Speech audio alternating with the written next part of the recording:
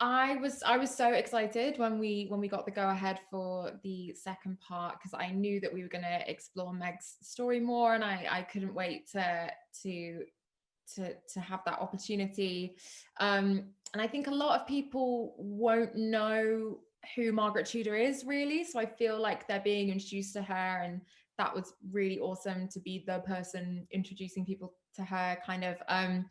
And her story is just so it's such a it's such a roller coaster. There's so many things that she goes through, and for an actor it's just a dream to be able to have that kind of challenging role, and get to be doing something different and more crazy every day. It was really, really exciting, and I hope people love her story. So I was very excited to see where things were going to go for Maggie. And yeah, I think you see her relationship with Catherine really strengthen.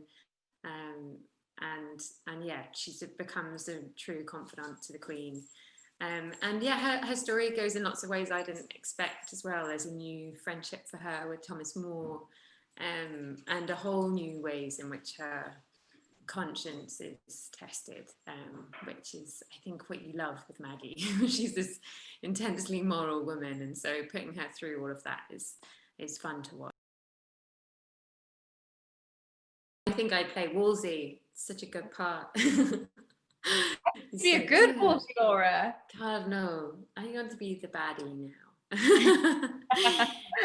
Phil is so brilliant. Phil Cumbers plays him, and he just has such a brilliant way. He'll come into a scene, and he'll just bring such an incredible energy to us, and it's his point of view is always so clear and manipulative and morally bankrupt, and yeah, I really enjoy it. That is such a good question. I really don't know. Yeah. Maybe I do think Henry is such an interesting role. Oh yeah. I think that because I think that it's interesting having Henry VIII as the kind of second player to Catherine. And I think that that's so because of the way that the story is being told and the way it's being reframed. And I think it's obviously an amazing arc to see him go from this kind of romantic hero that we've met in the first series to becoming the tyrant that we would normally associate with Henry VIII. But I don't want to say Henry VIII because that's a boy, and I don't want to say a man.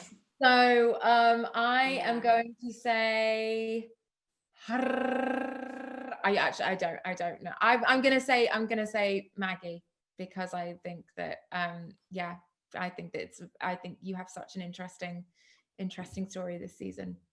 Thank you. And I'm very offended you didn't say me. I regret that. So rude.